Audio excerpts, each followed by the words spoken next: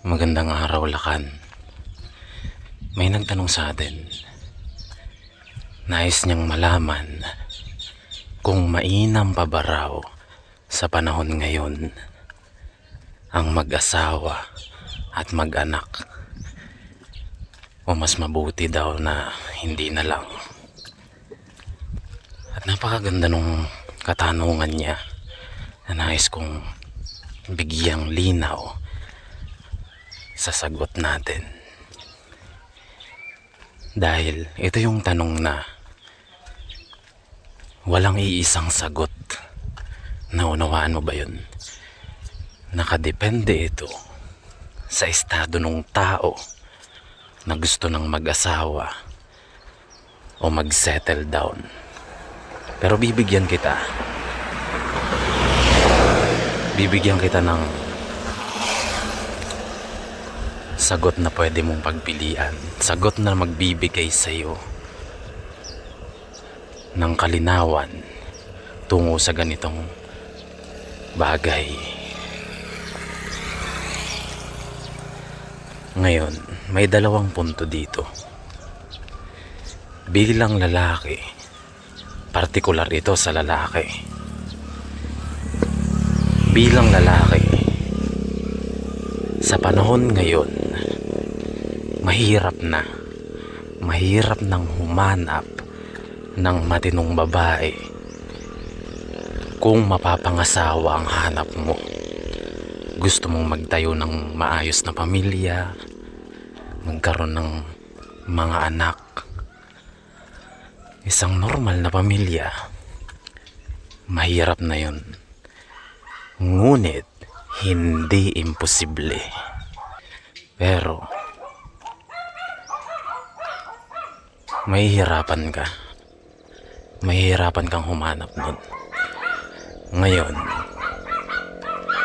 nasa sayo na lang din. Kung ikaw yung lalaki, sabihin natin ikaw yung lalaki na may kakayahan ka naman, may kakayahan kang bumuhay ng pamilya, kahit 10 anak kaya mong pag-aralin at buhayin, walang problema dun. Ang problema lang, nasaan ang aasawahin mo, hindi ba? Malay mo yung aasawahin mo pala tinitira pa ng iba, naroon pa sa poder ng iba, hindi ba? Yun ang problema dun. Kaya nga itong mga nakaraang video natin ay mostly tungkol sa female nature, tungkol sa babae. Dahil komplikado, mahirap humanap ng ganong klaseng babae, yung masasabi nating wife material, lalo na kung nasa syudad ka. Tapos yung syudad na yun, medyo malapit na yung culture nila sa western, 'di ba? Tapos sabihin pa natin yung edad mo, malapit ka na doon sa edad na talagang seryoso na ang lahat. 30s, 30 ka na. Yun yung edad na supposed to be nag-aasawa ka na o may asawa ka na. Let's say hindi naman saktong 30, siguro nasa mid-30s ka na.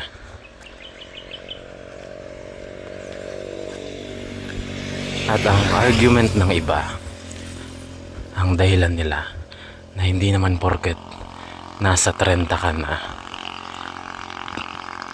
kailangan mo ng mag-asawa. Valid naman yun. Ngunit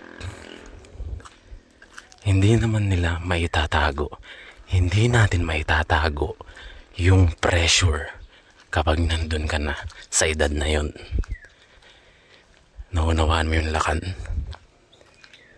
Pwede nilang i-cope yung sarili nila. Natawid tayo. Pwede nilang i-cope yung sarili nila at sabihin na hindi pa naman huli ang lahat. May mga tao na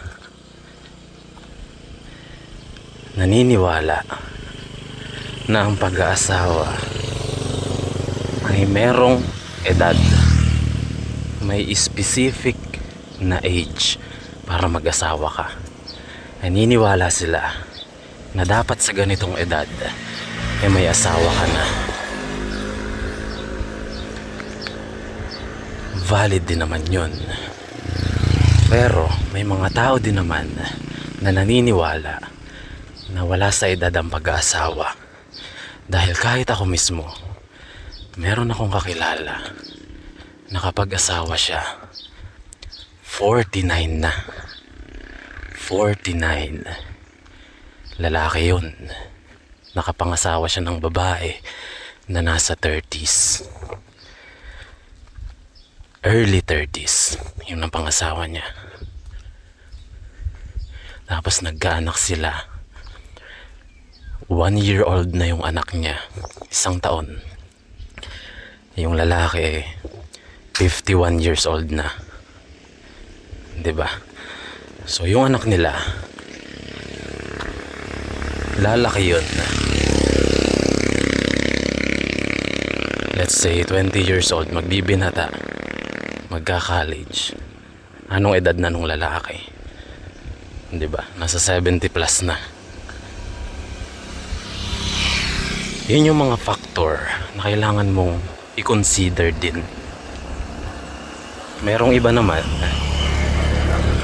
na wala, bumibigay na lang sila. They give up.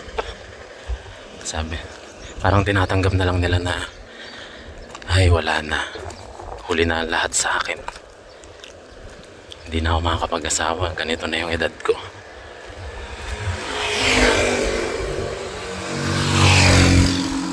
Daming sasakyan ngayon at hindi naman natin sila masisisi nun. Ganon yung naging buhay nila. Marahil hindi nila fully control yung sitwasyon nun hanggang sa napunta sila sa ganong sitwasyon, di ba? Pero kung desire mo talaga makapag-asawa,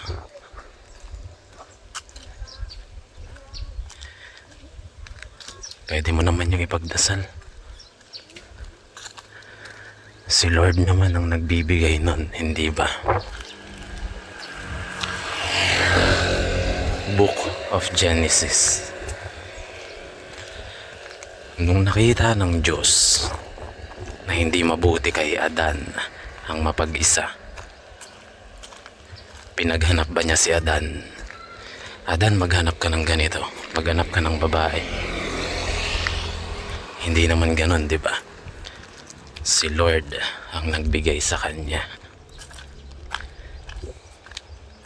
Si Lord ang nagbigay. Hindi niya pinaghanap si Adan. Doon pa lang dapat matauhan ka na.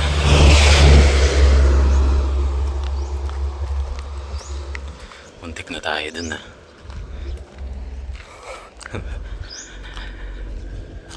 Doon pa lang dapat matauhan ka.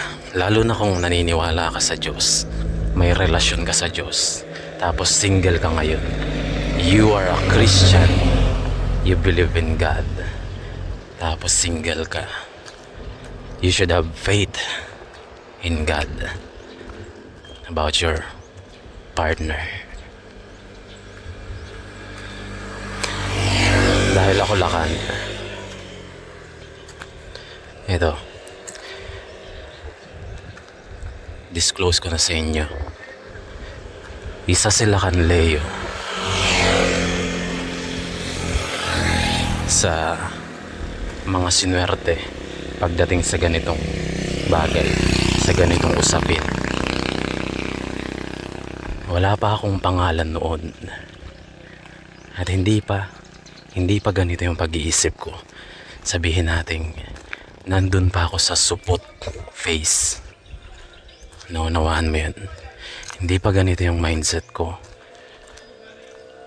Isa pa akong supot, walang bitaw. Pero hindi naman ako ganong klaseng kupal na lalaki. Naroon pa ako sa phase na yon Ngunit biniyayaan na tayo ng Diyos ng isang babae na talagang masasabi mong galing sa Diyos. Sinwerte tayo sa bagay na yun.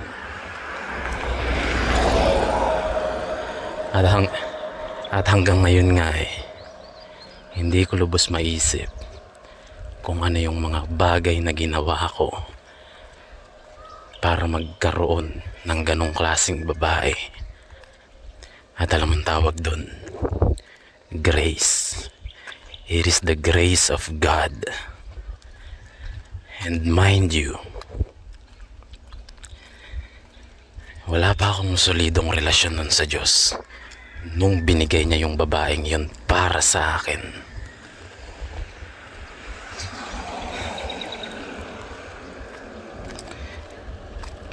Talagang will na rin niya na ibigay sa akin yun dahil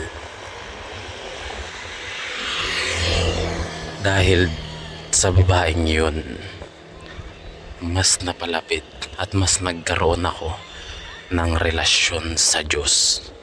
Naunawaan mo yun? Yung babaeng yun na ibinigay niya sa akin ang naging daan, instrumento upang magkaroon ako ng relasyon sa Diyos. Magkaroon ako ng mas malalim na pagkakakilanlan. Tawid muna tayo. Naunawaan mo yun? Nakukuha mo ba yung punto ng istorya? Nakukuha mo yung pattern? Hindi ako basta tigang lang na nangangailangan ng asawa, nangangailangan ng babae. Hindi ganun ang nangyari. Hindi ako naghanap. Kusa siyang dumating. At yung pagdating niya, may kabuluhan, may kahulugan. Dahil yung pagdating niyang yun, ay hindi lang pala basta binibigyan lang ako ng kabiyak o partner sa buhay. Naging instrumento din yun upang mas makakilala ako ng lubos sa Diyos. Nakukuha mo yung punto. May reason, may purpose, at may meaning lahat. Hindi ako basta humiling sa kanya na bigyan ako ng ganito, bigyan ako ng ganyan kasi malungkot ako. Hindi ganon. Kaya kung tatanungin mo kung mainam pa ba sa panahon ngayon ang mag-asawa o hindi na lang mag-asawa, nakadepende sa iyo yan. Nakadepende yan sa maraming factor ng buhay mo.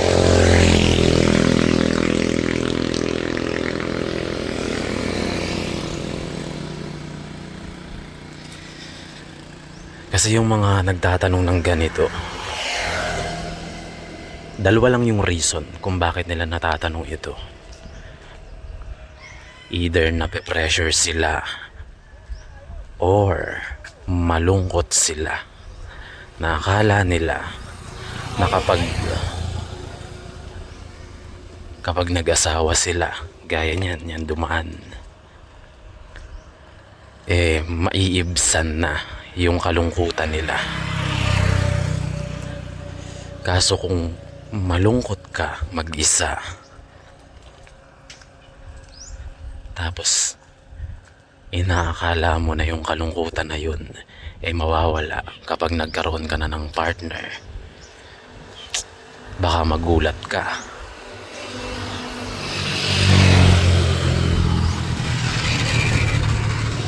Baka magulat ka kapag hindi nangyari yung inaasahan mo. Dahil imbis na maibsan yung kalungkutan mo, napalitan ng sakit ng ulo. Yan. Yan ang mahirap dyan. Kaya tatawid tayo ulit. Kung mapapansin nyo, hindi na ito yung same place kung saan tayo naglalakad noon.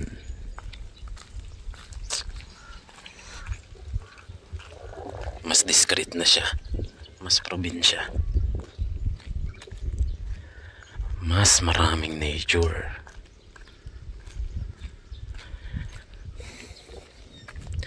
Sa Kalakan, tanungin mo rin muna yung sarili mo. Bakit mo ba gustong mag-asawa? O bakit mo ba ayaw mag-asawa? Ngayon, kapag nasagot mo na yon, tanungin mo ulit yung sarili mo. Follow-up question.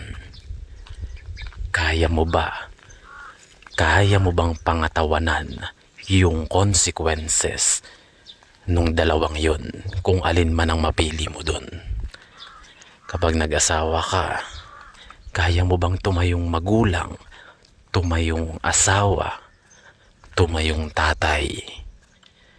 Kung kaya mo yun,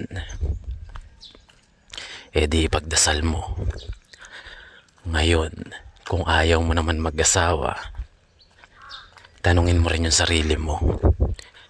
Kaya mo bang pangatawanan yung mamuhay na mag-isa? Iyan lang naman yun. Kung kaya mong mamatay mag-isa. Tipong mag-isa ka na lang sa bahay nyo. Lahat ng bills nyo naka-automatic. And then, walang nakakamalay, 2 years ka na palang patay dun sa bahay na yun. Kasi wala kang kapamilya na. Ubus na ang pamilya mo. Hindi naman sabihing ubos, pero alam mo yun, wala ka namang anak. Let's say may kapatid ka, pero nasa malalayo na. Nakakatakot yung ganun. Kung iisipin mo, maraming ganong case sa ibang bansa. At kung kaya mo yung ganun, di wag kang mag-asawa, wag kang magpamilya, wag kang mag-anak.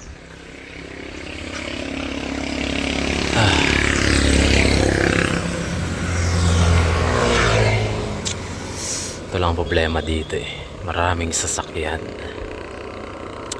Kaya paumanhin sa ating video kung maraming maiingay na sasakyan na nai-interrupt yung ating pag-uusap. Pero Lakan, nakikita mo yan.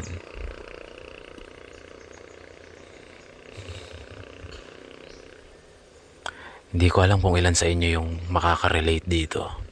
Pero gustong gusto ng Lakan Leo nyo yung mga ganitong scenery. Simple lang tayong mga lalaki.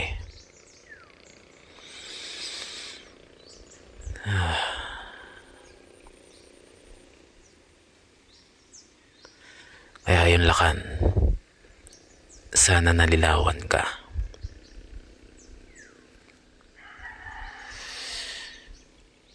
Magandang araw.